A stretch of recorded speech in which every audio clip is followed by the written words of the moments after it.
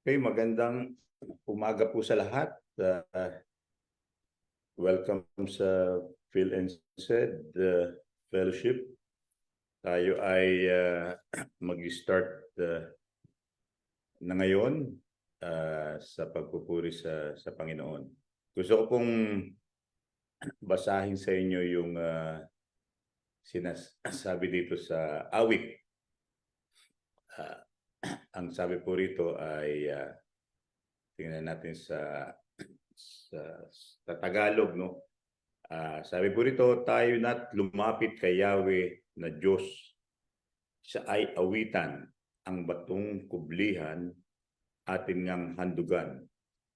Masayang awitan, tayo na't lumapit sa kanyang presensya na may pasasalamat. Siya ay purihin ng mga awiting may tuwa at galak. Yung pong sinabi ng awit, at habang sila ay nagpupuri, kumakanta, marami silang mga instrument, no? Marami silang musicians. We'll praise the Lord today, with or without music. Ang maganda sa Panginoon ay yung heart natin ay lumapit tayo sa Kanya ng may pagpupuri, may joy. No? Yun naman ang masaya mong handog sa pagpupuri sa Kanya. Yun ang nais ni Lord sa atin. At bago po tayo magpatuloy, tayo po ay manalangin. Lumapit tayo sa Diyos at sa Kanyang trono. Aming Diyos, pinupuri ka namin ngayong araw ng linggo. Kami ay nasa aming mga lugar. Ako ay nandito sa Australia, ang aming mga kapatid ay nandoon sa New Zealand, at ang iba ay nakakasama namin sa Pilipinas at ibang lugar. Kahit kami ay magkakalayo, kami ay mayroong pagkakaisa. Ang pagkakaisa namin ay mayroon kaming pananampalataya sa aming Panginoong Hesus. At dahil dito, Panginoon, naniniwala kami na ang Banal na Espiritu mo ay sumasa amin. Nawa po, Panginoon, sa aming pagsamba, pananalangin at paglapit sa iyo, ay patawarin mo kami sa aming mga kasalanan at hayaan mong ang Banal na Espiritu mo ang siyang madama namin at magbigay sa amin ng sigla sa mga aming emotions, sa mga feelings namin, unwanted feelings, emotions, o anything, sa mga hindrances, Lord, na kami makalapit sa iyo. Alisin mo po ito, Panginoon. Pawiin mo to sa pamagitan ng iyong banal na dugo. Sa pangalan ng Kristo Jesus, hayaan mo, Panginoon, ng Espiritu mo ang siyang makasama namin sa pagpupuri namin sa iyo, O Lord. At katulad po ng binasa namin sa Psalms 95, Lord, kami makapagpuri sa iyo, makapalakpak kami sa iyo, makadulog kami sa iyo, O Lord. Alisin mo, Panginoon, at ang mga kasalanan ito at itali mo ang gawa ng kaaway, Panginoon. Hayaan mo ang iyong salita ay mahayag ng may pag-asa at may pag-ibig dahil ikaw po, Panginoon, ang Diyos ng kapayapaan at ang diwa ng kapaskuhan ngayon pong December ay maranasan namin, Panginoon, dahil naniniwala kami na sa pangalan ni Kristo Jesus ay merong pag-asa at merong future. Dahil ang lahat pong ito ay nagmumula sa iyo, O Lord Jesus. To God be the glory. Ito po ang dalangin namin sa pangalan ni Kristo Jesus. Amen. Amen. So, tayo po ay magpatuloy sa ating pong pagpupuri sa Diyos. Although meron lang tayong technical difficulties, we can still praise the Lord, no, with song and thanksgiving. So, mayroon ba tayong na okay na ba yung technical or tayo ay magpo-proceed na doon sa ating pong pagsamba sa Diyos. Hello?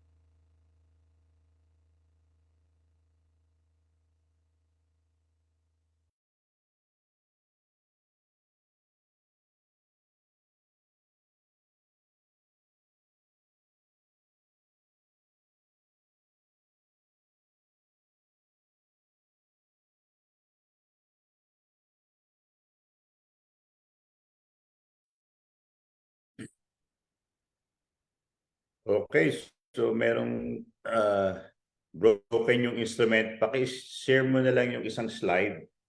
And then let us sing the Lord, no? Ng isang kahit hindi rin namin marinig yung gitara, but we just sing out to the Lord, no? Kung ano man yung open yung guitar, ingay. May problem din ang guitar at saka ang keyboard. May ingay din siya. So, just show slide dyan. Yan.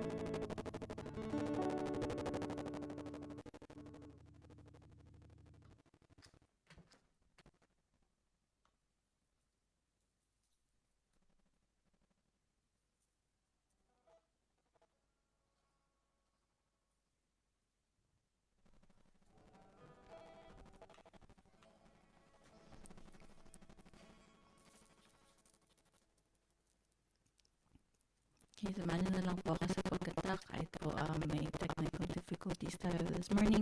Lord, we thank you, we praise you, and honor you with our songs, Lord Jesus, with our hearts, with our mouths, with our tongues. May you see it in us, Lord God, na the sincerity of our worship to you this morning. Kahit po na and just in our own ways, Lord God, nakita niyo po sa amin yung heart, the heart of worship.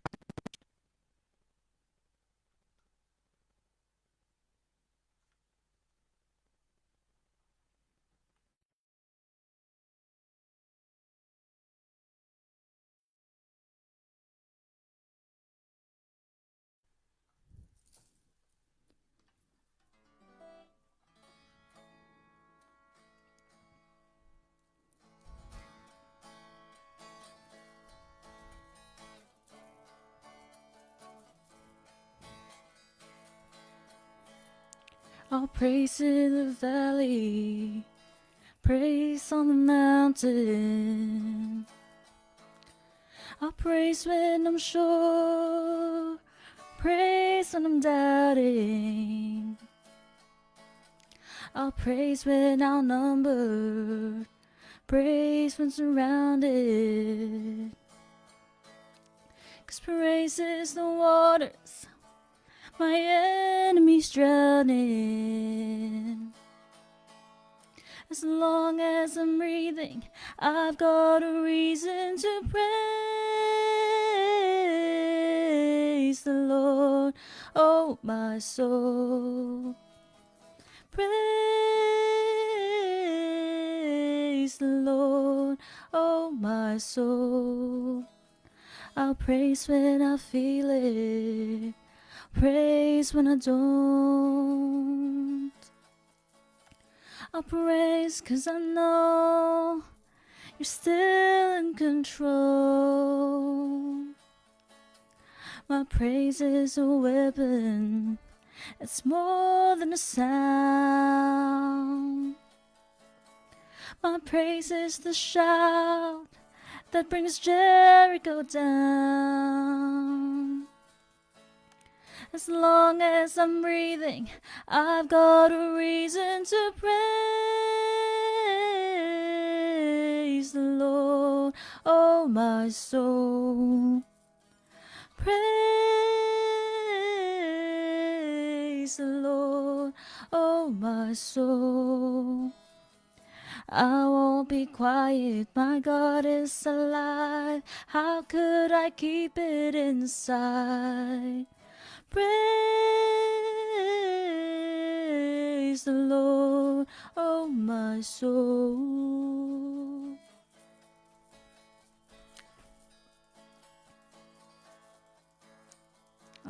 I'll sing, I'll praise 'cause you're sovereign, praise 'cause you reign. Praise 'cause you're sovereign, praise 'cause you reign, praise 'cause you rose and defeated the grave. I'll praise 'cause you're faithful, praise 'cause you're true, praise 'cause there's nobody greater than you. I'll praise 'cause you're sovereign, praise 'cause you reign, praise 'cause you rose and defeated the grave. I'll praise 'cause you're faithful, praise 'cause you're true, great praise 'cause there's nobody greater than you. Sing praise the Lord. Praise the Lord, oh my soul. Praise the Lord, oh my soul. I won't be quiet, my God is alive. How could I keep it inside? Praise the Lord, oh my soul.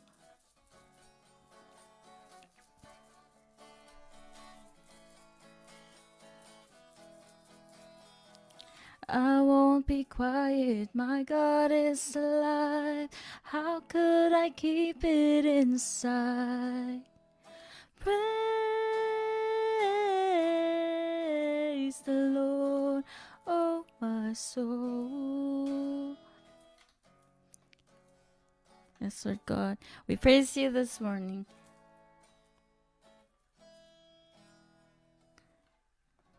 The song says, Lord God, kahit po na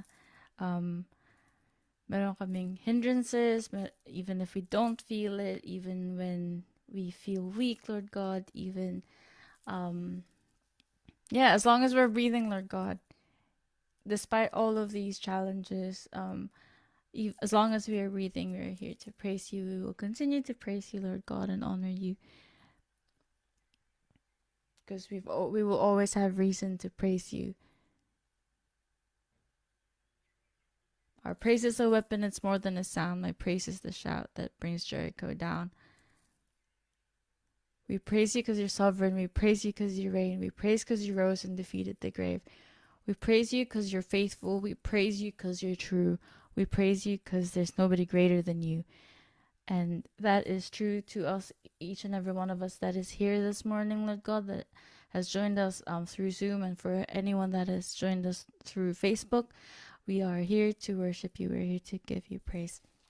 Let's sing our next song. Let's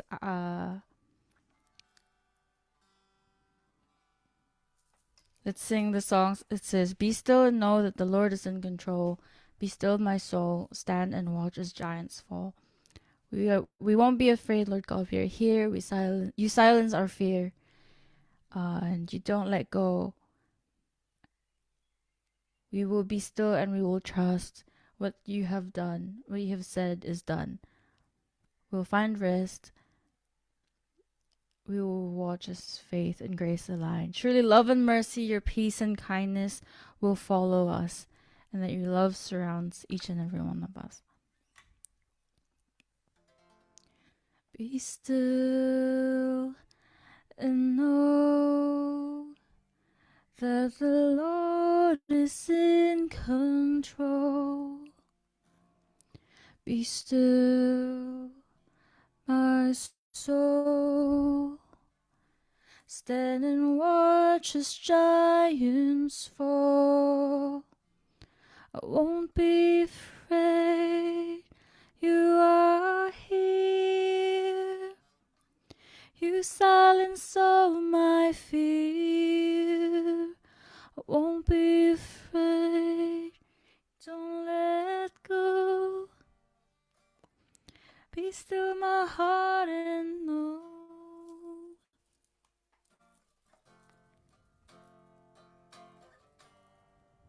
And saying, be still and trust. Be still and trust. What the Lord has said is done. Find rest. Don't strive. Watch His faith and grace align. Won't be afraid. You are here. You silence all my fear. I won't be afraid. Don't let go. Be still my heart and know I won't be afraid.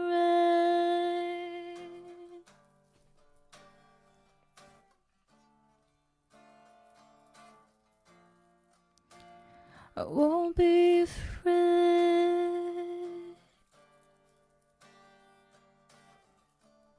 Surely love and mercy.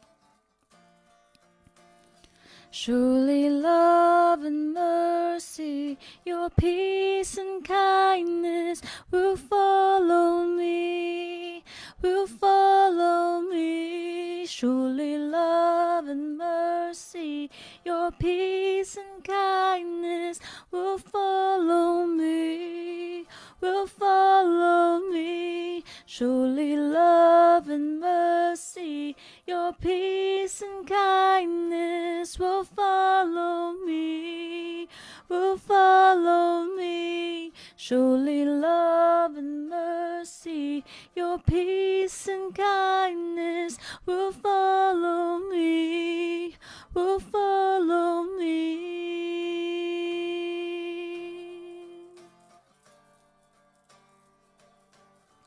Your love surrounds me, your love surrounds me.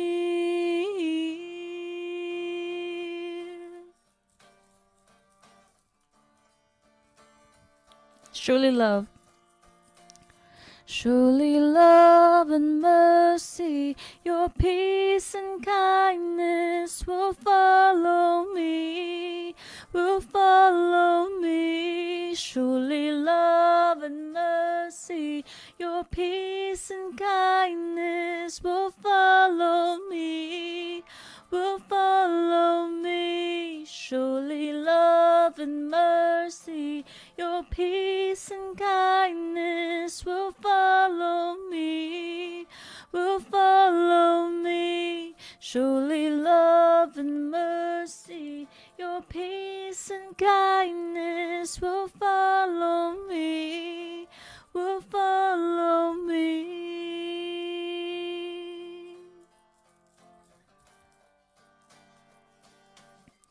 Your love surrounds me, your love surrounds me.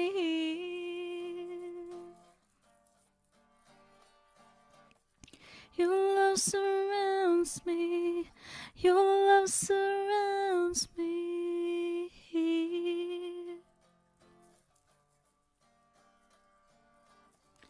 Your love surrounds me, your love surrounds me.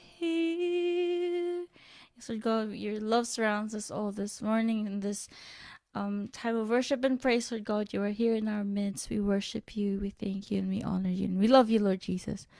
Thank you for listening to our praises and our worship, and may we continue to glorify your name, Lord God, with the rest of our service and with the rest of our day and with the rest of our lives, Lord. We thank you and we love you in Jesus' name. Amen.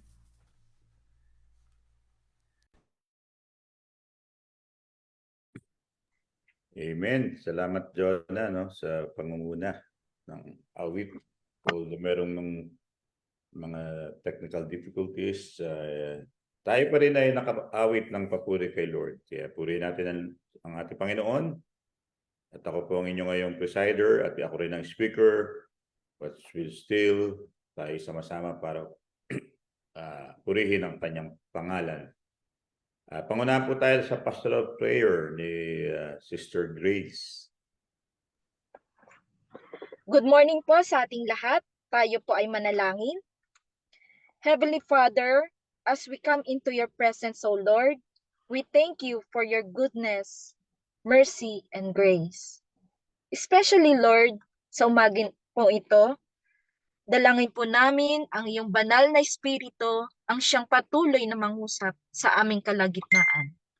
Patuloy kami na tumawag at magtiwala sa iyo na walang pag-aalinlangan at ng may kasiyahan sa aming puso. Dalangin din po namin, Panginoon, na patuloy na magkaroon po kami ng personal na ugnayan po sa iyo. I-commit po namin sa iyo ang lahat ng aming alalahanin sa buhay. Maging ito man po ay pinansyal, maging sa aming pamilya, trabaho, pag-aaral, at maging sa aming kalusugan, Panginoon. Nagpapasalamat po kami, Lord, dahil ikaw po ang aming provider at source ng lahat ng aming biyaya na aming natatanggap. Dalangin din po namin na patuloy niyo pong pagpalain ang bawat isa, maging sa aming trabaho, business, or any other source of income.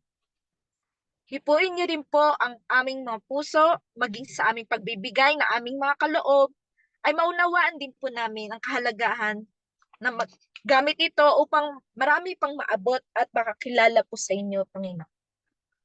Ganon din po, Lord, dalangin po namin ang iyong proteksyon o pag-iingat sa aming lahat. Ikaw po ang magsilbing ilaw at gabay sa lahat ng aming pupuntahan.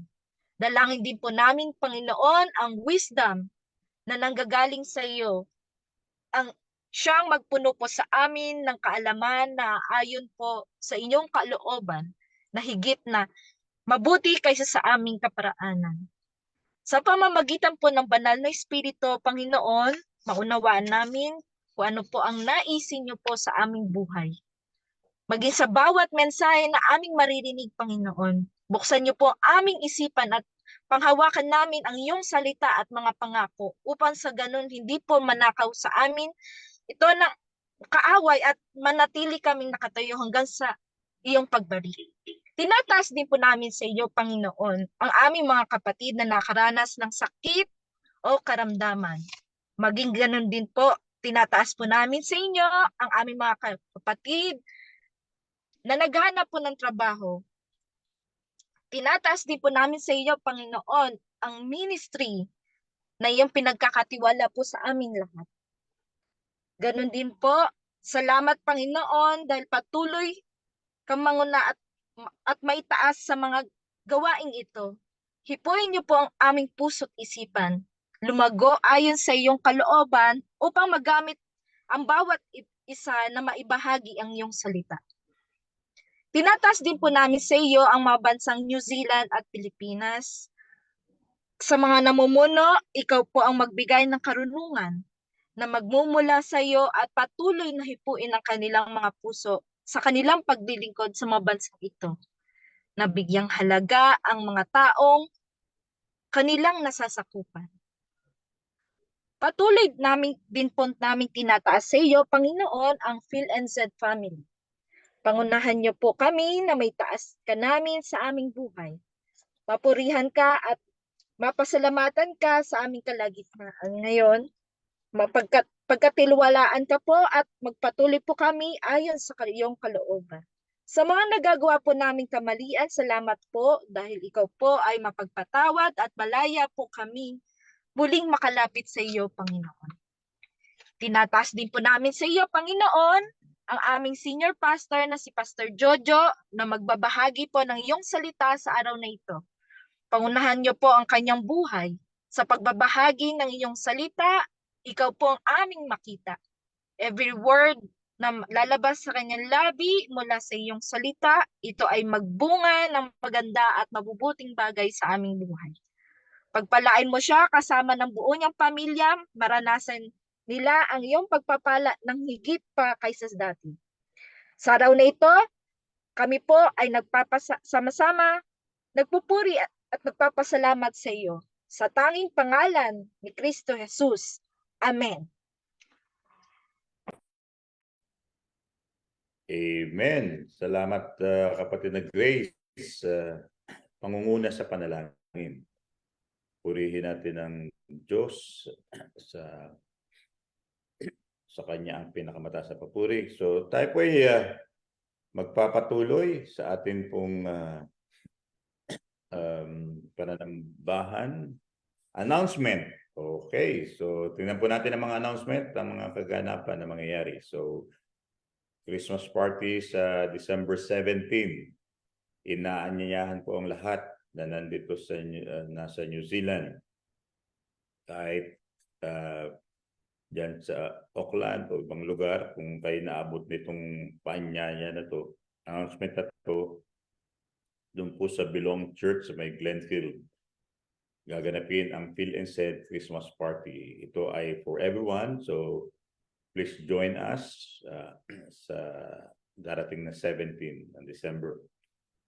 Okay, so meron pa tayong ang atin pong order of worship. Ang speaker natin sa linggo, ito ay face-to-face doon po sa Belong Church pa rin. Si Pastor Alex ang mangunguna sa atin. Ang presider, si Sister Teresa. Pastoral prayer, si Brother Jared. Bible reader, Brother Dominic. And offering, si Brother Eric. And praise and worship, si Sister Lolit Insela. So magkikita po tayo dyan next week. Nag-i-invite din ako ng mga hindi natin mga kasama. Katulad kina pamilya pa kapatid na Loy ni Francisco, at saka si na Brother Eric Reyes at iba pa na pumunta at iba. Magkita po tayo dyan at ako po uuwi sa darating na linggo. At next, ano pa ang ating mga gawain? So patuloy ang ating pong adult Bible study sa pamumuno ni kapatid na Heidi. Yan, sa Saturday and 7:30 via Zoom. And sa pamumuno ni Jonah, yung young adult, Philense young adult, nagpapatuloy po ang mga gawain ng young adult. So tayo po ay magkita-kita at magkita-kita ang mga young adult dyan at magsama-sama para pag-aralan ang salita ng Diyos. Okay, meron pa po bang mga announcement, no? Meron pa tayong gawain. Ito ay evangelism sa pamumuno naman ni Sister Heidi. I-announce na lang yung venue at saka details, yung petsa. Tayo po ay magbabahagi at magbibigay ng mga gift din or food, anything para kay Kristo. Yun po ay ang ating pong gagawin para sa Kanya. So, meron pa ba tayong announcement? Meron ba akong nakalimutan? Mukhang wala na. Okay, so let us continue. Sa pagpapatuloy natin ay mahalaga na tayo ay nag-share, nagbabahagi. Meron tayong mga testimony sa buhay na ginawa ni Lord sa atin. Ito'y mabuting bagay. Ipagpasalamat natin kay Lord. Kung hindi man maganda, we can share, no? Then we can pray for you. So, open po ang atin pong ang oras na to para ibahagi ang mga kabutihan ng Panginoon. Sino po mauna?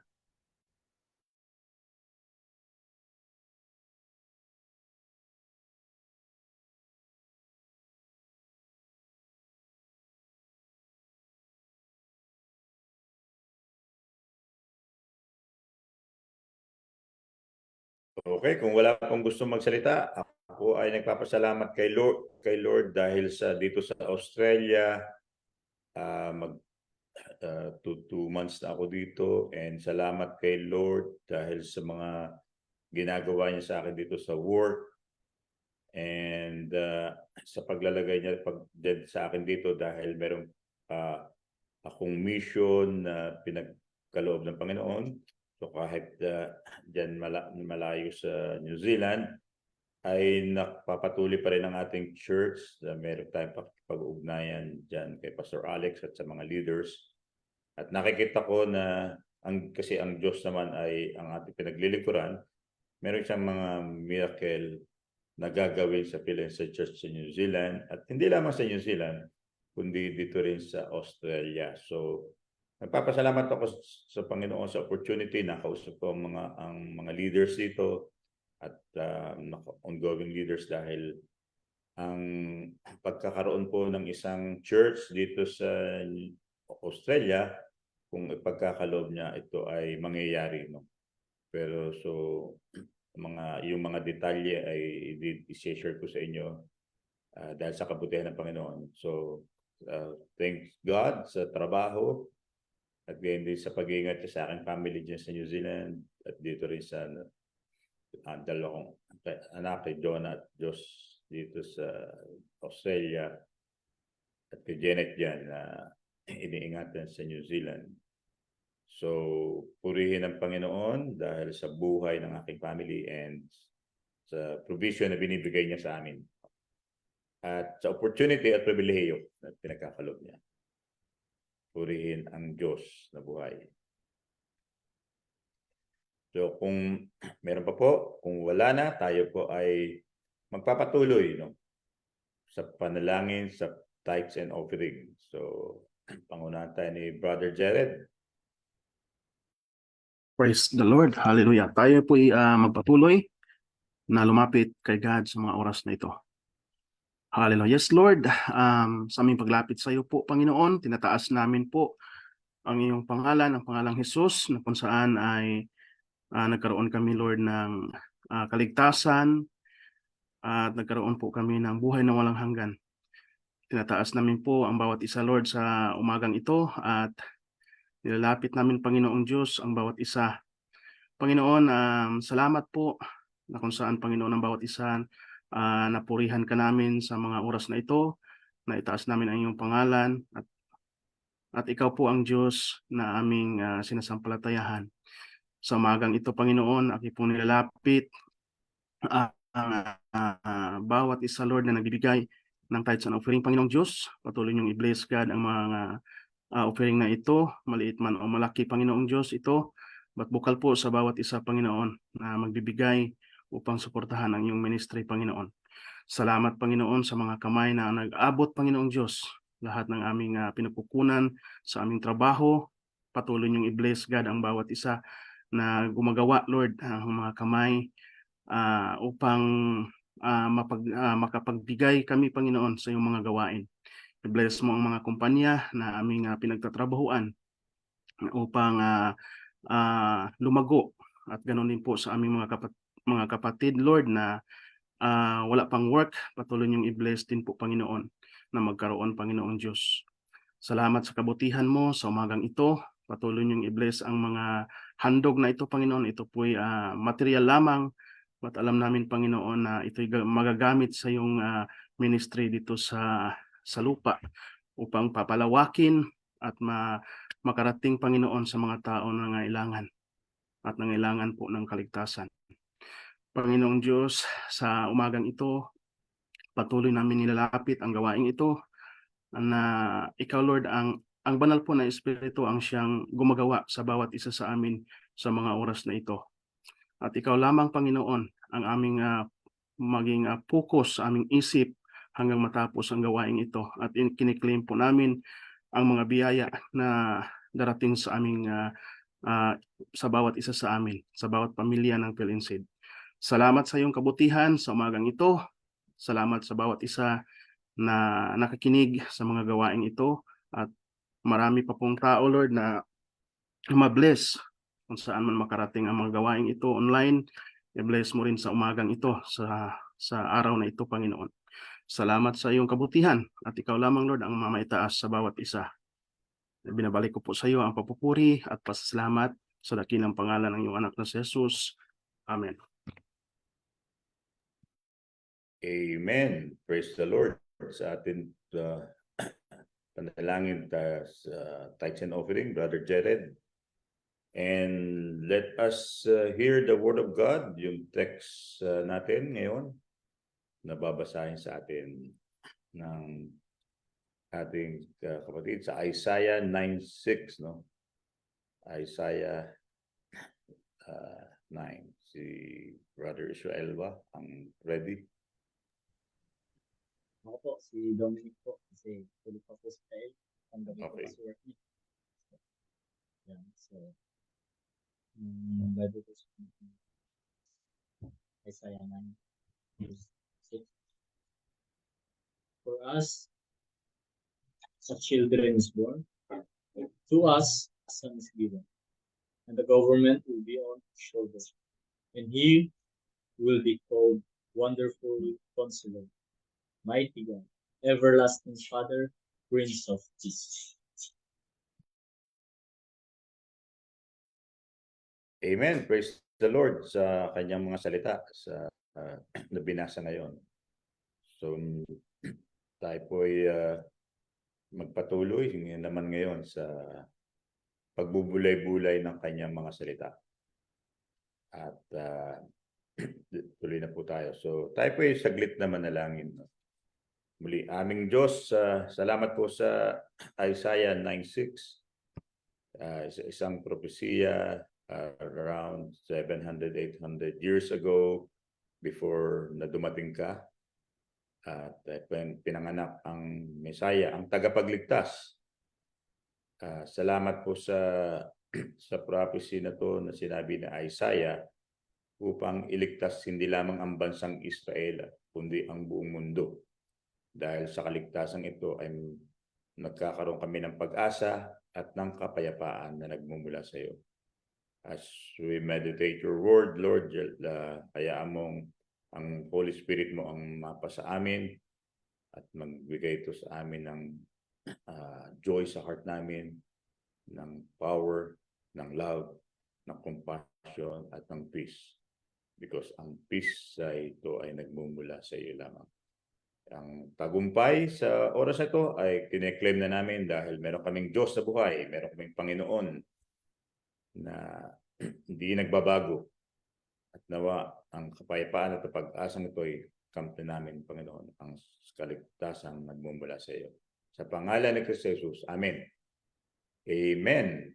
So, let us continue. Ang ating pong tema ngayon, siyempre, December na, ito ay yung Heart of Christmas.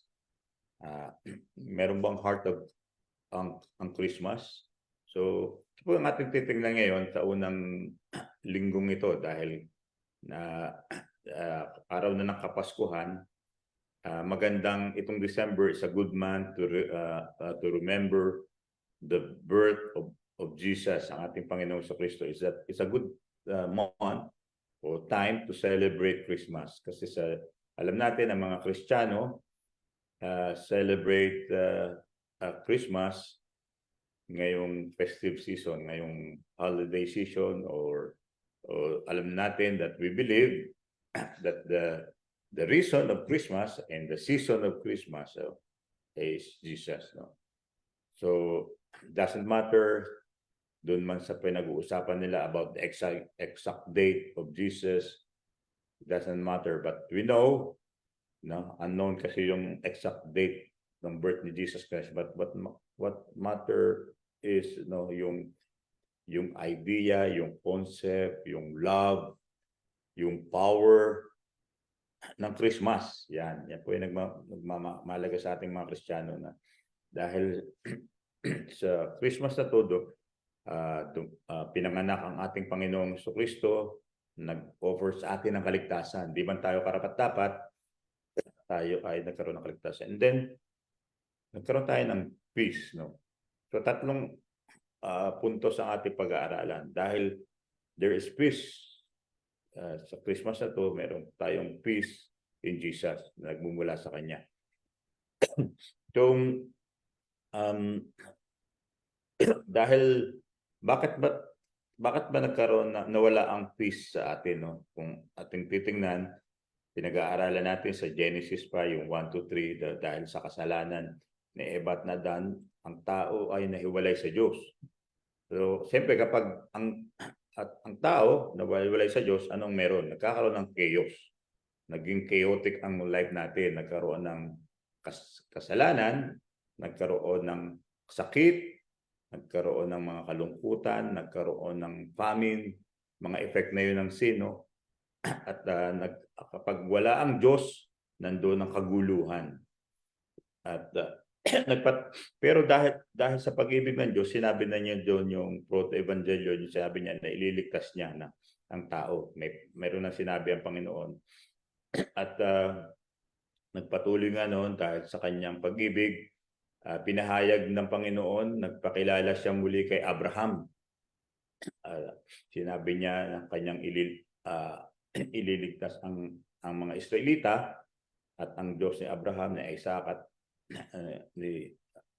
at ni Jacob na Israel ay pinatunayan yung kanyang covenant na ililigtas ang tao. Subalit ang mga tao ay patuloy na hindi kinikilala ang Diyos. Hindi nila makilala kung sino ang Diyos Ama. At nagpatuloy doon na nagpahayag siya ang kapangyarihan niya sa mga Israelita sa buhay ni Abraham, Isaac at Jacob. Ngunit ang tao ay lumayo pa rin sa Diyos. No? Nakita natin yun sa Genesis at doon sa Exodus. Nagpakilala siya kay Moses dahil dumadalangin ng mga Israelita sa Diyos at pinadala niya si Moses para alisin sila doon sa Ehipto at dalhin doon sa Promised Land. Nagkaroon, dahil sila ay lumapit sa Diyos, ang kanilang chaotic life, ay nagkaroon sila ng peace. Inalis sila at dinala doon sa Promised Land. Subalit, ang mga tao, ang mga Israelita ay lumayo muli sa Diyos. Hindi sila sumamba kay Yahweh, sa ating Diyos, hanggang sa nagkaroon ng nagpadala siya ng mga judges, parang iligtas ang mga Israelita, pero hanggang sa kings, nagkaroon ng hari, nagkaroon ng maraming pinalang hari mula kay David, kay Solomon, at maraming mga hari. Ang mga tao, mga Israelita, naging matigas pa rin ang kanilang puso. Sila ay sumamba sa Diyos, lumapit sa Diyos, tapos hindi na naman maniwala sa Diyos. So dahil umaalis ang tao sa Diyos, nagiging chaotic ang buhay ng tao, ng mga Israelita. Hanggang sa time ng Isaiah, natin kung pinag-aralan dito, at maraming mga prophet pa siyang pinadala, hindi pinakinggan ng mga Israelita ang mga propetang ito. Sinabi niya ng Panginoon na ipapanganak dito sa binasa natin sa Isaiah 9, ipapanganak ang isang Mesaya, ang tagapagligtas, ang Prince of hari ng mga hari, at ang Diyos, nag-iisang Diyos, no? Sinabi na doon, no? At dahil sa kanyang sinabi niya, magkakaroon ng kapayapaan doon po sa verse 6. Basahin ko ulit sa Tagalog. Sapagkat isinilang ang isang sanggol na lalaki para sa atin, ibibigay sa kanya ang pamamahala, ay siya'y tatawaging kahangahangang tagapayo. Makapangyarihang Diyos. Binanggit doon, makapangyarihang Diyos. Sa Diyos na nagkatawang tao, sinabi doon sa John 1, saka sa 14. Walang hanggang Ama. Prinsipe ng kapayapaan. So, yun po yung ating pag-aaralan ngayon, prinsipe ng kapayapaan. Sa kabila ng naging katigasan pa rin ng ulo, nangyari nga ang mahigit 2,000 years ago, pinanganak ang Panginoong Hesus, ang ating Diyos na tagapagligtas. Subalit, hindi pa rin siya pinakinggan ng mga tao. No, hindi siya kinilala ng mga Israelita. Siya ay pinako sa krus. Siya ay in-offer ni Jesus Christ yung kanyang buhay para sa atin, para tayo magkaroon ng kaligtasan. Pero ang ginawa ng mga Israelita, siya ay pinako sa krus. No? Hindi siya kinilala. At kung makikita niyo sa history, noong AD 70, dahil sa katigasan ng mga Israelita, nawasak ang Israel. Nagkaroon ng malaking sunog at nagkaroon ng diaspora. Ibig sabihin, ang mga Israelita ay nagpunta sa iba't ibang lugar uli. Kung paano yung time nung kay Nebuchadnezzar at nung kay King Cyrus sa Persia, nung sa Old Testament, sila ay na-disperse, bumalik uli sila sa Israel. At ngayon, nung AD 70, after death ni Jesus Christ, nagkaroon uli ng kaguluhan sa Israel. At ngayon nga, nagbalik ang mga Israelita noong 1948. Ngayon may kaguluhan tayo sa Israel, sa Gaza, at yung sa mga Hamas na nagkaroon ng kaguluhan. So bakit nangyayari mga bagay na to? No? Diba? Makikita natin sa Biblia mga kasagutan, katulad ng sinasabi. Inaalaw ng Panginoon na mangyari ito dahil sa katigasan ng mga tao. Ano mangyayari kung ang lahat ng tao ay lalapit sa Diyos? So tatlong puntos at bagay ang ating pag-aaralan, mga kapatid. Paano natin makakakamtan ang tunay na kapayapaan at ang katagumpayan at ang victory sa pamagitan ng ating Panginoon sa Kristo. The first point natin titingnan, mga kapatid, ay ang tungkol sa inner peace. No? Binanggitan natin ito kanina. So, alam nyo sa atin, mahalaga po yung meron tayong inner peace. Ano bang ibig sabihin ng inner peace, diba? Tayo ay merong kahit magulo, for example, kung nandun ka sa Israel o sa Gaza, merong kaguluhan doon. Pero sa kabila ng kaguluhan, merong tinatawag na state of tranquility, merong harmony. So, meron kang kapayapaan sa mind mo, sa heart mo, na iingatan ka ng Panginoon. Nandun ka sa gitna ng gera. No? Alam mo, napoproteksyonan ka ng ating Panginoong Kristo. At paano ba natin makakamtan ang inner peace na to? Ito ay kung tayo ilalapit sa ating Panginoong Kristo at isusuko natin ang buhay natin at hayaan natin yung ating mga alalahanin, yung mga problema natin sa mortgage, sa rental, sa bahay, kumusta, paano na ba yung ating mga trabaho, ano yung gagawin natin, no? Ano yung ating pamilya, no? Marami tayong iniisip sa buhay na to. So wala tayong, ang maganda rito sa ino-offer sa atin ng ating Panginoong Kristo ay kung tayo ay lalapit kay God, ma-achieve natin yung tinatawag na inner peace. No? It involves cultivating a mindset that can withstand stress, uncertainties in life, yung ups and downs ng life. No? At makikita natin dito, paano tayo magkakaroon ng inner peace? No? Kung tayo mananalangin sa Diyos, kung tayo nagbabasa ng salita ng Diyos, no? At magkakaroon tayo ng refleksyon, no? Ito ay continue na mararanasan natin yung sense of contentment sa kabila ng kaguluhan sa mundong ito. Tayo ay nagpapatuloy dahil alam natin tayo ay iingatan ng Panginoon, maging yung ating family. So nung gusto ko i-share sa inyo muli yung aking karanasan about nung ako ay bago ako mag-start sa ministry. Sinabi ko noon, na-share ko sa inyo, ako ay lumaki sa isang Christian family. Subalit ang buhay ko ay magulo. Lalapit ako kay Lord. Minsan lalayo, magsusuko ako ng buhay, pero gagawa ako ng kasalanan. Wala akong pagkakaiba sa mga Israelita. Kapag binabasa ko yung Biblia sa Old Testament, yung buhay ko ay mas masahol pa, mas marumi pa doon sa buhay ng mga Israelita. Subalit, pinagkaloob ng Panginoon na maranasan ko yung inner peace. No? Nung ako ay sinasabi ako na ako ay maglingkod kay Lord, lagi akong tumatakbo. No? Tumatakbo ako sa Kanya. Ayaw ko kasi maging worker ng Panginoon o maglingkod sa Kanya. Subalit yung time na muli kong isinuko ang buhay ko noong 1999, 2000, at ako ay nag-decide na magpa-ordina at bilang isang lingkod ng Panginoon. Ito yung time na tinext muli ng Panginoon yung aking faith, no, yung family. Dahil ito yung time na crisis na dumating sa aking spiritual life, no. Nung yung 2000 na yon, mga kapatid, meron akong anak na babae, kami share ko ulit sa inyo na panganay. At itong time na to, nag-decide ako na, Lord, hindi ko na kaya. I want to give up to you everything. At sinabi sa Kanya, ikaw na po ang mangusap sa akin. Ako'y lalapit sa iyo, maglilingkod ako sa iyo. No? And nung time na yun, mga kapatid, tinext yung faith ko. Bakit? Dahil nung time na ako ay nag-decide na sa ministry doon sa Pilipinas, sa UNIDA, sabi ko, nagpa-ordina ako daw sa UNIDA Evangelical Church. Ito yung time na nagkaroon ng yung aking anak na babae ay nagkaroon ng sakit. No? Siya ay around 13 years old nung time na yon. At alam niyo po, ang sakit niya ay naging matindi. No?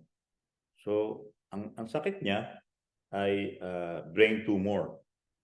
Nagkaroon siya ng tumors sa ulo. Nakita doon may malaking mass sa kanyang brain. So, paano? Ako ay maglilingkod, ako lalapit sa Panginoon, pero pinag-aaralan ko, tinuturo yung inner peace. Paano ako magkakaroon ng inner peace? Kasi nagkaroon ako ng matinding struggle, mentally, emotionally, no? So mag-12 years old pala siya noon, no? Emotionally, physically, financially, lahat na ng kaguluhan, ng chaos nandun sa akin. At ako ay oordinahan, no? Bilang isang manggagawa at siya ay may karamdaman.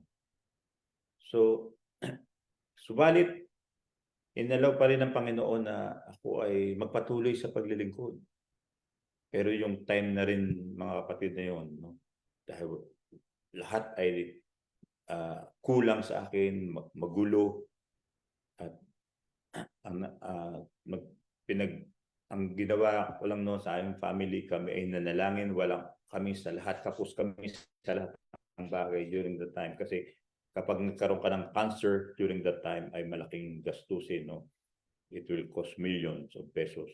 But wala nga kaming masyadong pera noon, kaya napagbili na namin yung aming ari-arian, yung aming lote, na nagamit na rin dito sa mga gastusin. At balit mabuti ang Panginoon, no? Tinulungan niya kaming ma-overcome to. Ang nakakalungkot lang, mga kapatid, ay siya ay namatay sa loob ng ilang buwan. Imagine mo, 12 years old siya, kinuha ng Panginoon ng aming anak, no? At marami mga question dito dahil about sa sins na nagawa ko, nagkakaroon kami ng guilt feeling, yung mga bagay na nilalagay ni Satanas sa buhay namin upang panghinaan kami sa aming pananampalataya, lalo na aking asawa, no, na siya at ang aming family. Subalit, sa kabila po ng mga tragedy na to, talagang sabi nga nila, ang pinakamahirap na mawala sa iyo, yung anak mo. Diba? Sa atin, may nawalan tayo ng kapatid, namatay na, nawalan tayo ng mga magulang at mga kamag-anak na malapit sa atin. Subalit, kapag ang isang anak mo, no, na mahal mo, nawala sa iyo, paano ka pa magkakaroon ng inner peace? No? Paano masasabing, sumamba tayo sa Panginoon, nandun ang kaligtasan kung sa time na yon ay merong kalungkutan. Subalit, mabuti po ang Panginoon. Imagine mo, that was 2,000 years ago. Ang tagal na ngayon, 2023 na. No? So, 23 years ago. Paano makaramdaman ang peace na to? At sinabi ng Panginoon, yung pangako niyang prophecy, siya ay magiging Prince of Peace. Paano? Pero sinabi sa Colossians 3:15, and let the peace of Christ rule in your heart, to which indeed you were called in one body, and be thankful. Paano ka magiging thankful kay Lord kung nagkasakit ang anak mo, kung namatay ang anak mo? Paano ka magkakaroon ng peace? Subalit, iba po ang kapangyarihan ng Panginoon. Dahil kung tayo ay lalapit sa ating Diyos na buhay, makakamta natin ang inner peace, ang kapayapaan na hindi natin kayang ipaliwanag sa buhay natin. Dahil ang Diyos po natin ay buhay. Siya ay nagbibigay sa atin ng pag-asa. Kung tayo po ay lalapit sa Kanya, humingi tayo ng forgiveness, no? Sa ating mga kasalanan, if we continue to have faith in the name of Jesus, tayo ay magkakaroon ng kapayapaan, mga kapatid.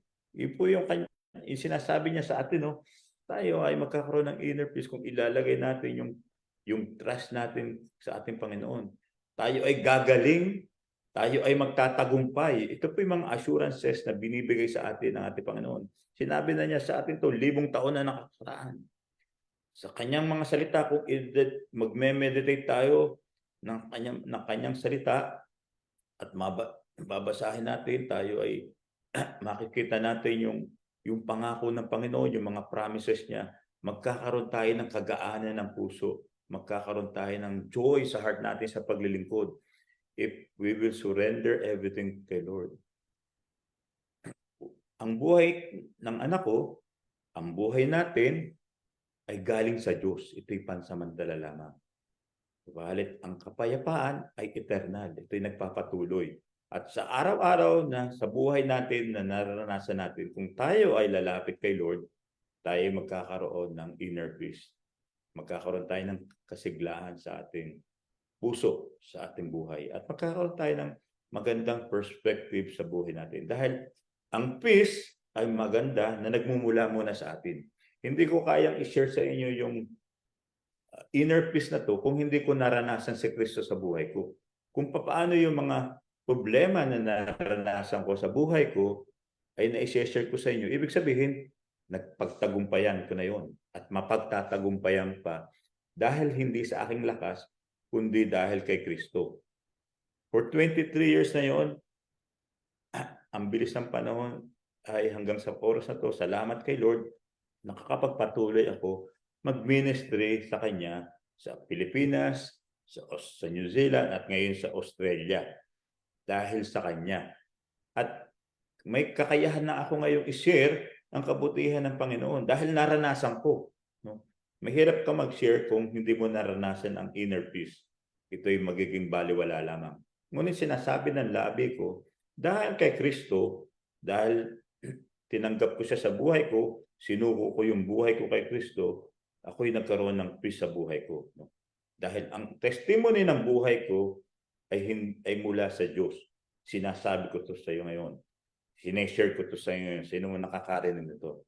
At dahil doon, sa pangalawang puntos, mga kapatid, tayo, makikita natin yung peace na meron kay Christ. No? Makatatanggap na natin naman yung interpersonal peace. No? Paano? Ang interpersonal peace, ito yung about positive relationship with others, sa ibang tao. So, paano mo ma-share yung peace na to na meron ka sa mga tao? Kasi meron kang understanding, no? Meron kang harmony kay God, meron kang love kay God sa puso mo, meron kang naramdaman mo yung joy na to na nandun kay Kristo. At ngayon naman, kaya mong ibahagi ang naranasan mo sa ibang tao. Meron ka na ngayon kakayahan na magpatawad sa ibang tao. No? Alam mo yung pag-share ng salvation ay ang pinaka malakas na testimony or powerful testimony ay yung naranasan mo muna si Christ. Meron kang joy. And then you can share about Jesus, about His birth, about His death on the cross, about His love. Dahil naranasan mo yun eh. It's a powerful testimony kung paano kumilos sa iyong Panginoon. Kung ikaw ay nagkaroon ng karamdaman, pinagaling ka ng Panginoon, share it. No? And then, nagkaroon ka ngayon ng magandang relationship sa mga tao. Meron na tayo ngayong kakayahan na makapagpatawad sa ibang tao kahit anong kasalanan na gawa nila sa atin o sa katrabaho man natin, hindi natin makasundo o sa pamilya man natin, kaya na natin magpatawad. Kasi ito is a gift of God. Yung salvation is a gift of God. No? Through faith, nagkaroon tayo ng pananampalataya sa ating Panginoon Kristo, and then ito'y lumalabas na sa ating emotion, sa ating salita, sa ating buhay, sa heart natin, dahil naranasan natin ang kapayapaan ito. At ito yung sinasabi ng Panginoon sa atin, no? Na ibahagi natin ang kapayapaan, ibahagi natin ang salvation. At sabi ni Jesus Christ dito sa Matthew 5:9, "Blessed are the peacemakers, for they will be called children of God." So, kung tayo ay magiging bahagi babahagi ng kaligtasan nito sa mga tao, then tayo ay makakabilang sa kapamilya ng Diyos. No? And bilang mga Kristiyano, naniniwala sa ating Panginoong Jesucristo, ito rin ang sinabi niya sa Romans 12, no? 17 to 18. No? Ang sabi ni Apostol Pablo sa mga mananampalataya, no? Sinabi niya, kung do not repay anyone for evil for evil. No? Kung meron mang nakasakit sa atin ng damdamin, meron mang nakagawa sa atin ng mga kasalanan na hindi natin kayang mapatawad, ang sinasabi sa atin ng Panginoon dito ay wag natin silang gantihan ng evil. No? Kung sila man ay hindi man naging maganda ang trato sa atin, no? Tayo ay, sabi rito ay live at peace with everyone. So paano natin magagawa ito? Hindi natin to kaya. At ito ang maganda rito mga kapatid, magagawa natin to dahil na sa atin si Kristo. Naranasan muna natin ang kapayapaan. So nagkakaroon tayo ng magandang relasyon ngayon sa iba. It's about building relationship with others. Paano natin mabibuild ang relationship sa iba kung hindi muna natin naranasan ang banal na Espiritu ng Diyos, ang pag-ibig niya, yung compassion niya. Naranasan natin, no? Mag-reflect tayo kung paano ginawa ng Panginoon. Hindi man tayo karapat-dapat, pero tayo pinatawad ng Panginoon. Siya muna nagbigay sa atin ng kapatawaran, ng forgiveness. Siya muna nagbigay sa atin ng love, no? Pinakita muna sa atin, pinaunawa muna sa atin natin, Panginoon, yung relationship natin sa Kanya at relationship natin sa Father, no? Muling binigyan ng Panginoon, pinakita sa atin yung sacrificial love na tayo mga believers, no, magagawa natin na kung magsasubmit tayo kay Christ, then mag-i-increase yung love natin sa ibang tao, no? Mararanasan natin yung inner peace, no? At ito ay hindi dahil sa ating lakas, ito ay kundi dahil sa ating Panginoon Kristo. Ang magandang i-apply dito mga kapatid, no? Mas magiging powerful yung ating sharing of gospel kung makikita sa ating buhay si Kristo, no? Mas magandang, mas powerful testimony yun eh. May share natin sa iba, sa mga kakilala natin, kaibigan natin, maging sa mga katrabaho natin. Kahit di natin sabihin na tayo Kristiyano, kung nakikita sa ginagawa natin na tayo Kristiyano, na meron tayong pag-ibig, pinag-pray natin sila, sineshare natin sa kanila yung goodness of God, and then makikita nila ngayon kung sino yung Diyos na pinaglilingkuran natin.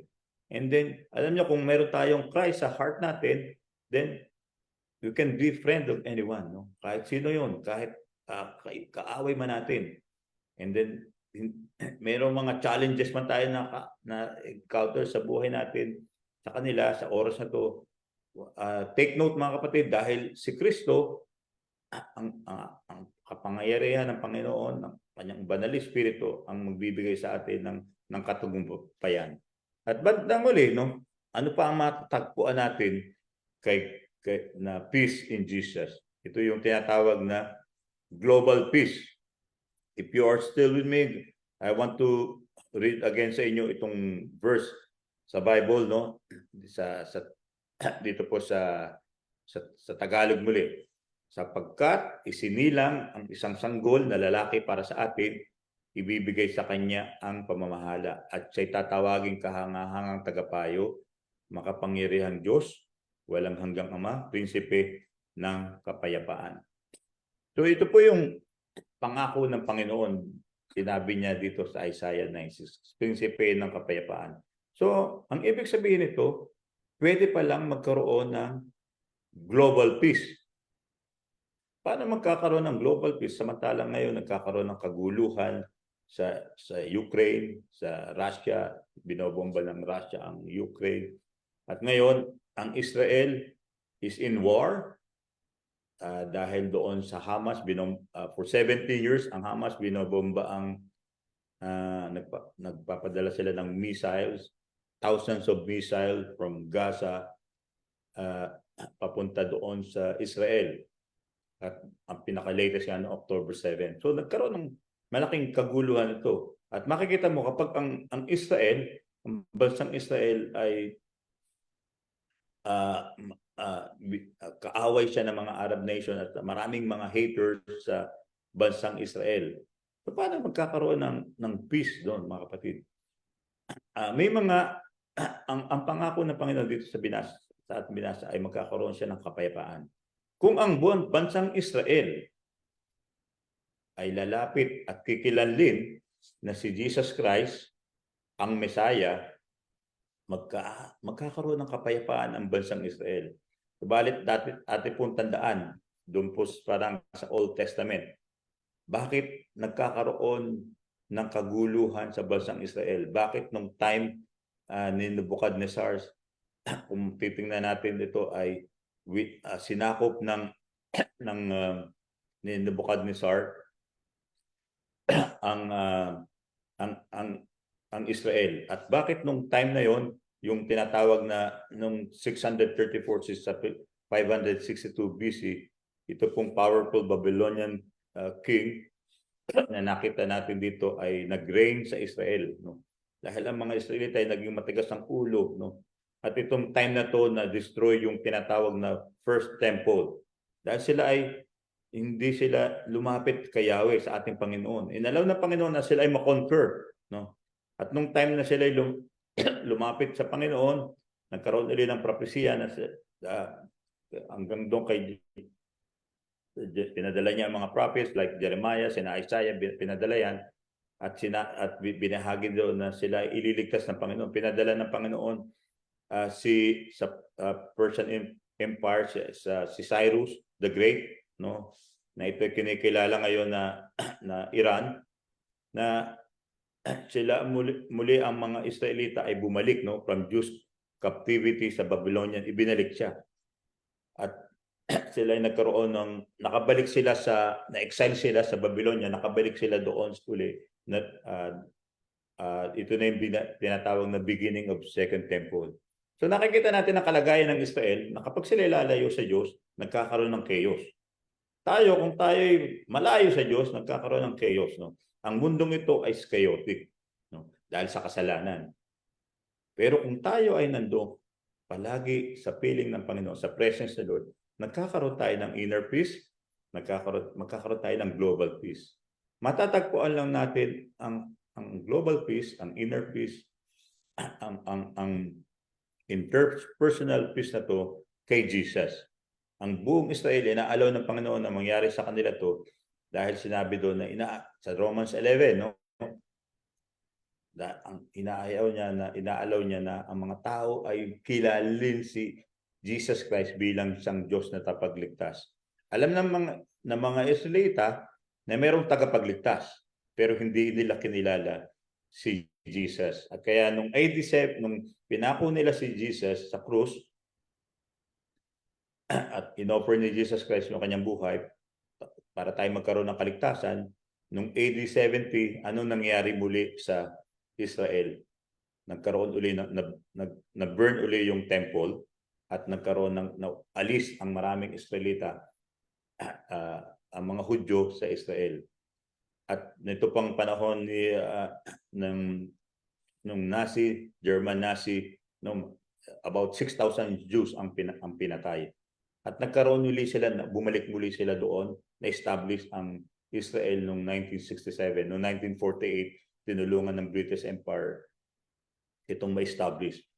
Ang tagal ng history, kung titingnan natin sa Book of History at maging sa Bible, ang kalagayan ng naranasan ng mga Israel. Dahil kapag sila ay lumalayo sa Diyos, nagkakaroon sila ng kaguluhan. Pero kapag sila ay lumalapit sa Diyos, nire-rebuild ng Panginoon yung kanyang templo. Nire-rebuild niya yung kanyang mga anak. At hanggang ngayon, nagpapatuloy nandun pa rin ang covenant ng Panginoon na pagpapalain niya ang bansang Israel. Ang nais lang pala ng Panginoon sa bansang Israel, hindi lamang sa bansang Israel, lahat sa atin ay kilanlin natin si Jesus Christ dahil sinabi na niya, nandoon ang pag-asa. Nasa kay Jesus Christ ang pag-asa. Nasa kanya ang katagumpayan, nasa kanya ang salvation. Sinabi niya rito sa John 16:33, sinabi ng Panginoon, I have told you this thing so that in me you may have peace. So sana natin matatagpuan ang kapayapaan kay Kristo lamang. Kahit nagkaroon ako ng banggit sa inyo yung year 2000 na namatay ang aking anak, ang aming anak na mahal namin dahil sa brain tumor, sa cancer. Saan ko natagpuan ang kapayapaan? Kay Kristo. Bakit ako magpapatuloy sa kanyang paglilingkod sa kanya kung nangyari naman na matay ang aking anak? Diba? Dapat tumigil na ako. Hindi, kundi si Kristo ang nagbibigay sa akin ng pag-asa. Siyang patuloy na magbibigay sa atin ng pag-asa. Siya ang magpapagaling sa atin. Siya ang mag-aalis sa atin sa mga troubles na naranasan natin. Dahil merong peace, merong inner peace na mararanasan ka sa magulong mundong ito. Magpatuloy tayo sa 33. Sabi niya, in this world you will have trouble. Hindi mawawala ang trouble sa mundong ito. But sabi niya, but take heart, I have overcome the world. Nandun yung pag-asa kay Kristo. Nasa Kanya ang kaligtasan. Nasa Kanya ang lahat. Kung i-offer lang natin ang buhay natin, kung tayo lalapit sa Kanya, magkakaroon tayo ng kaligtasan, ng kapayapaan. Dahil ang lahat ay nasa ating Panginoong Kristo. Maging yung ating mga dalangin, no? Na hindi, yung ating mga pangarap sa buhay, pangarap natin sa ating family, pangarap natin sa future natin, lahat po ay na kay Kristo. Dahil ang lahat ng nananampalataya at lumalapit sa Kanya ay di papahamak, hindi pababayaan ng ating Panginoong Kristo. At nawa, ang diwa ng Kapaskuhan, ang diwa ng ating Panginoong Kristo, at ang diwa ng kapayapaan ay maranasan natin sa oras na ito. Ang kagalingan, ang pag-asa, at ang pakikisa sa pangalan ng ating Panginoong Kristo. Let the peace of God be with you. Tayo po'y mag-close sa panalangin sa oras na ito. Purihin ka, O Diyos, dahil sa iyo kami, Panginoon, ay nagkaroon ng patuloy na pag-asa at kapayapaan. Dahil sa iyo kami ay nagkakaroon ng kaligtasan. Dahil sa iyo, Panginoon, nagkakaroon ng kulay ang aming buhay. Nagkakaroon kami lumalakas dahil sa iyo. Tunay, Panginoon, dahil sa iyo mga salita, ay nandoon pa rin, Panginoon. Hindi nagbabago ang iyong salita. Nandoon pa rin yung pag-ibig sa amin. Hindi man kami karapat-dapat, ngunit kami iyong nagiging dapat. Kami man ay mahina, pinapalakas mo kami. Tuwid dahil sa iyo. At marapat lamang, Panginoon, na gamitin mo ang aming heart, ang aming mouth, ang aming eyes, ang ears namin para ipahayag ang iyong kabutihan sa mga tao upang maranasan din ng mga tao ang kapayapaang ito nagmumula sa iyo. At nawa, Panginoon, ang essence ng Christmas, ang spirit of Christmas ay maranasan namin ngayon, araw ng Kapaskuhan, ngayong the whole month of December. Ay muling mag-umpisa sa amin ang joy and love as we continue to serve you, O Lord. And I pray for blessing and healing and love sa lahat po na nakakarinig ngayon. At na lahat ng aming mga kapatid, Panginoon, na kasama namin, lalo na po sa Field and Set Fellowship, at ang aming mga brothers and sister na nasa ibang lugar sa Pilipinas at hindi dito sa Australia at kung nasaan man sila, Panginoon. Taway, ipagkaloob mo sa amin ang bendisyon at pagpapala na nagmumula lamang sa iyo sa pangalan ni Jesus. Ipagkaloob mo sa amin ang blessing na to. Pinagkaloob ni Apostle Pablo sa mga believers nung time na nangangaral. May the love of God, the fellowship of the Holy Spirit, and the grace of our Lord Jesus Christ be with you all. To God be the glory. In Jesus' name, Amen. Magandang tanghali po sa atin. And Praise God. praise the Lord. Merry Christmas advance. Happy And see Sunday you po next sa lahat. Sunday. See you God next bless po sa ating pong lahat. Salamat po, Pastor. Salamat. Thank you po, Pastor.